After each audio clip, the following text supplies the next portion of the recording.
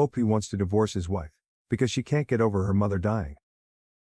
My 36 male wife's 33 female mother passed away 5 years ago from lung cancer. It was not a peaceful or easy death. Our lives understandably went on pause after the diagnosis, and we both spent a lot of time off work helping care for her mother. My wife had a pretty typical showing of grief at the time, cycling through different stages. Same with our 3 kids. After she passed, however, my wife got really bad. I totally understand this. I can't say I know exactly what she went through, because I haven't had a parent die, but I understand how devastated she was. For months after, she could barely function. I gently took over pretty much all the responsibilities in the household and with the kids. She had been attending grief counseling since the diagnosis and continued after the death. None of this is the problem. I endeavored to be as supportive as possible. She cried on my shoulder every night for months, and I just thought this was the worst of for better or worse. The problem is that after 5 years, she does not seem any better or more functional. She stopped grief counseling about 4 years ago, and refused to go again, stating it would not help her, and that nothing could. About a month before any major holiday, she will have a major downturn. In bed half the day, crying all day, does not want to interact with the family, does not have the energy to do anything around the house. This will go on every single day until about a week after the holiday ends. Every holiday is intense grief, just as much now as it was 5 years ago. October, November, December, and January, her mom's birthday month, every year are particularly bad. I am essentially without my wife, and am a single parent to my 3 kids. Altogether, she is completely incapacitated by grief for about 6 months out of the year, and has been the past 5 years. When I say incapacitated, I mean incapacitated. When she is in the depths of her grief, she is completely incapable of intimacy with me or the kids. There is no cuddling, spending time with us, going on family outings. I don't have sex for half the year. I've stopped asking her if she wants to talk about it, because she can't get any words out between sobs if she tries. What hurts the most is that the kids have stopped asking or being concerned. If they see their mom in bed when they get home, they just go about their day and might casually mention, "Oh, mom is sad today," if they're siblings, or I ask where she is. They don't really seek affection with her anymore, because they rarely get anything more than tears. I've discussed this with therapists, my parents' friends, and I know all the rebuttals people have for this. So let me preempt them. She is unwilling to go back to therapy for grief counseling, or to see a doctor for depression. Yes, I know she's severely depressed. I can't force her to go to the doctor. I've tried so much. Yes, it really is just as intense as it was 5 years ago. No, I never tell her to get over it or blow her off. On my worst days, I just give space and leave her be. Most days I try to offer her some comfort. If you want to judge me for leaving her alone, whatever, but know that I feel like I essentially have caretaker fatigue at this point. No, she does not have a history of depression. But she does have ADHD. Don't know if that's relevant. I feel like my wife died when her mom died. I would do anything to get her back, even a small piece of her. But she doesn't seem willing or able to move on past her mom's death. I feel awful for considering a divorce, but I don't know what else to do. Comments. Comment 1. Good luck. Grief is such a fickle mistress. I hope everyone heals and moves forward. I worry I too may be like this about my mom when she is gone. Comment 2. I feel like once John is around her all the time, and dealing with the same things her husband has been, then he will leave as quick as possible.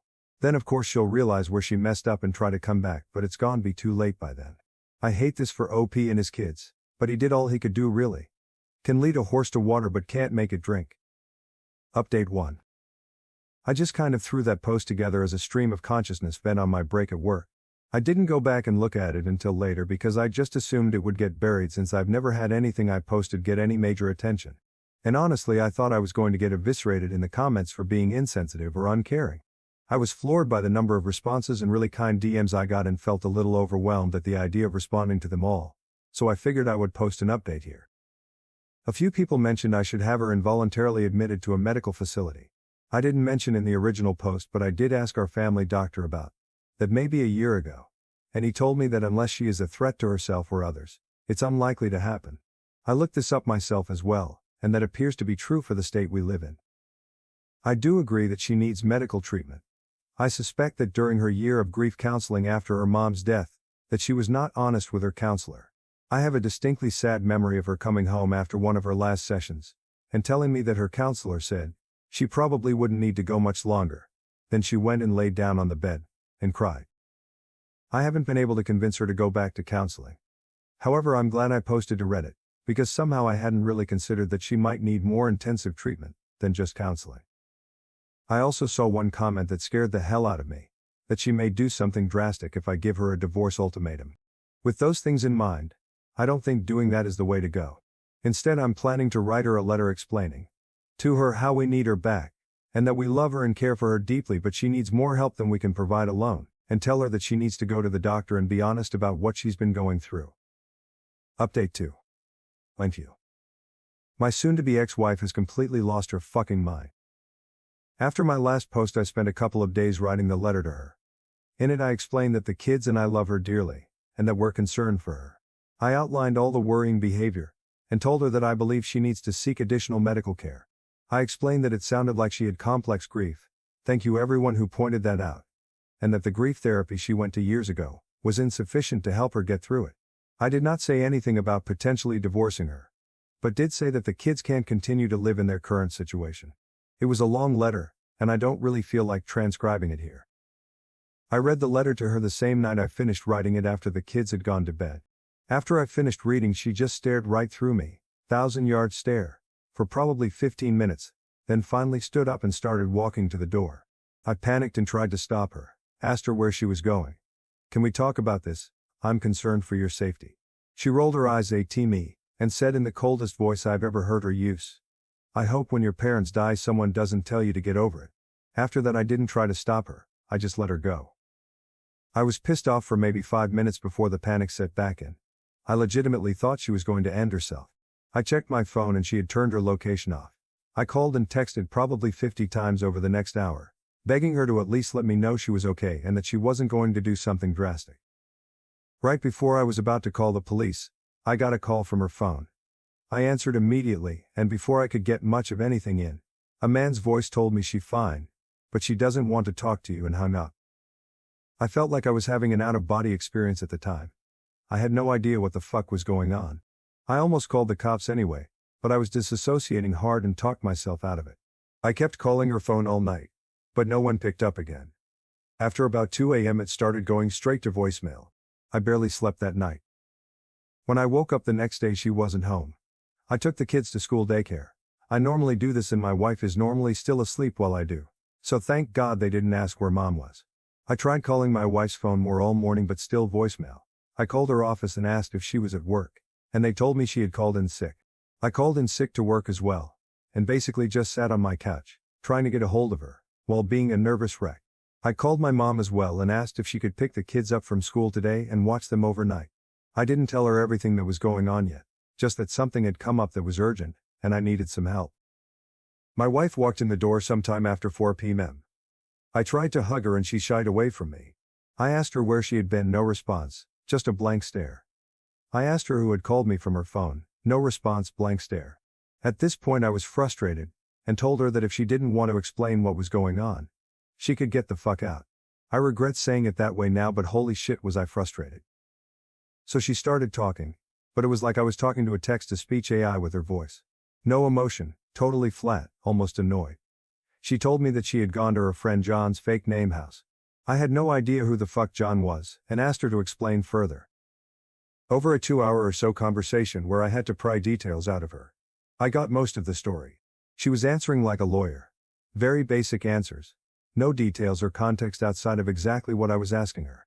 Basically, John is a coworker. I've met the dude once or twice at office party type events but never really talked to him. I never saw him hanging out with my wife or showing interest in her. But apparently over the last year or so, she has been spilling all her feelings about her grief over her mom's death to him, and he's been comforting her. He had a parent die from cancer too, so I guess she felt they had a connection she didn't have with me. After I read her the letter, she says she realized that I don't care about her or her mom's death, and went to John's house to talk, be comforted. I flat out asked her if she was having an affair with him, and she told me no. I asked her why she never mentioned she was close friends with this unknown guy, and she told me it was none of my business. I asked her if anything had happened between them while she was there, and she says they cuddled, and he held her while she cried. I asked to see her phone to check messages between them, and she refused. I couldn't get much more detail out of her about the whole situation. So when she went to take a shower, I tried to check her phone. She had changed her passcode. I grabbed her iPad, which still had my thumbprint biometric signature in it, and checked there. I left the house with the iPad to look for evidence while she was in the shower.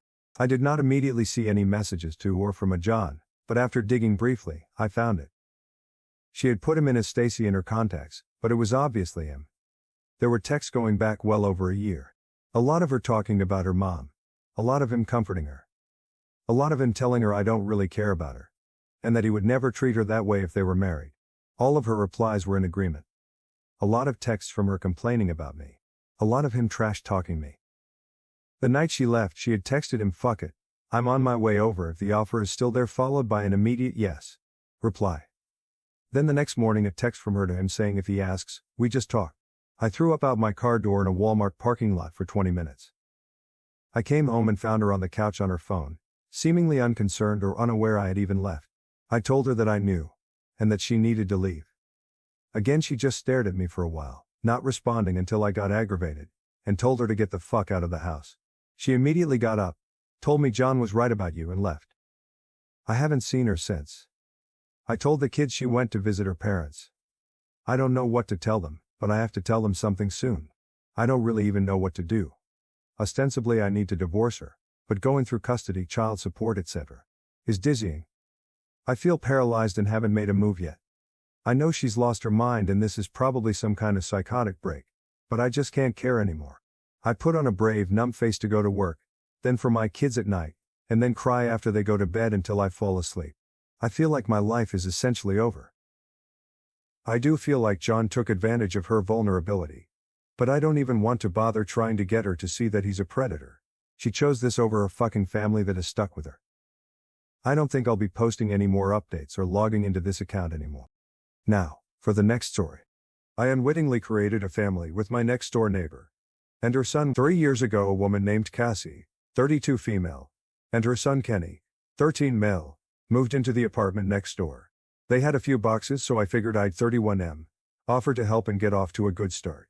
I noticed Kenny had a PS4, so I told him that I game as well, and he was free to come over and play my systems anytime he wanted if his mother allowed it. I have a PS5, Switch and PC as an FYI.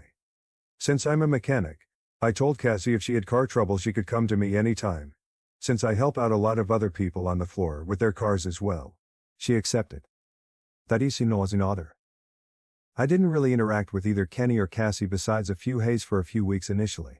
But a little more than a month after moving in, Cassie knocked on my door and asked if I could check her car, because the engine wasn't turning over. Turns out the spark plugs needed to be changed, which was easy enough to do. Cassie was very thankful for my help and offered to pay, but I told her it was no problem. She invited me to dinner with her and Kenny, and I was hesitant to accept. But she insisted on it. The next day we had dinner, and it was a good time. I learned a lot about her and talked to Kenny more. He's a good kid. Really into games, science and his guitar. We even all went over to my place for some Mario Kart. From then on I got really close to Kenny. I viewed him like a little brother. He came over to play my games almost every day, and I even started teaching him about cars. I've even brought him to my shop to introduce him to tools. He's a quick study, and he even told Cassie he wants to be a mechanic like me. I told him to aim higher and become an engineer. He's now even looking into engineering programs. I think Cassie really appreciated our relationship. She became a lot more friendly with me. I got COVID during lockdown, and out of the kindness of her heart she brought me groceries, cleaned my apartment, and even took care of me. I was totally grateful. She even cooks dinner for me every night, and we all have dinner together. She even makes dinner for me when I work late and leaves it in my apartment. The other day Kenny brought one of his friends over to his apartment. I met the friend and he said this is OP, he's like my dad. Not gonna lie, that took me by surprise. I always viewed Kenny as my little brother. But here he is saying that I'm like a dad to him. I asked Cassie about this, and she seemed surprised I even asked. She said that she would never force that role on me, but that he did view me as his father. He even hoped that me and Cassie would get together, so that we can be a real family. Cassie then said she wouldn't mind that either.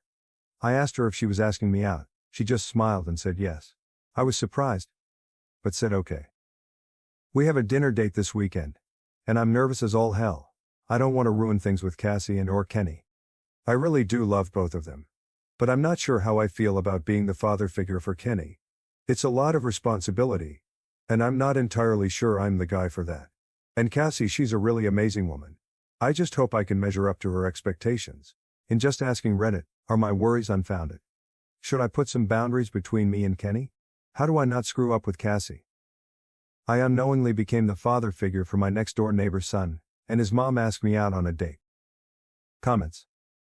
Comment 1. It sounds like you were already fulfilling the job requirements before you were hired. I wouldn't worry about this OP. This sounds like the start of something beautiful. Comment 2. He's that guy who's very good at doing something until he realizes that he's doing the thing he's good at. Suddenly he panics and wonders if he's good enough to do the thing he's already been unknowingly doing. Update 1. People were asking me if I'm actually attracted to Cassie, and the answer is yes. She's one of the strongest, nicest, most considerate people I know. She constantly puts people before herself, and I always wish that someone would put her first for once. And did I mention that Cassie is super pretty? I guess I just never thought Cassie would find me attractive, or be interested in me that way. Now the update. I was nervous as hell all week leading up to the date on Saturday. During our usual family dinners, Cassie smiled at me a lot more. I don't think Kenny noticed since he was too busy playing on his phone. Cassie not so subtly suggested to Kenny, 13mm, that he go spend a weekend with his grandparents. He didn't really want to, but she pretty much pushed him out the door, lol. On Saturday evening I knocked on Cassie's door, and she opened it up wearing an absolutely beautiful dress. I broke the tension and asked if that dress was for me. She laughed and we went on our way. The evening was a little awkward at first, but when we were walking to the restaurant she grabbed my hand and smiled at me, and it sort of got rid of the awkwardness. From there the evening went amazingly. We talked, laughed, and had a great dinner. I asked her what made her change her mind about me, and she said it was the previous Christmas. For reference, Cassie is a hardworking single mom, and Kenny has all of his needs met and more.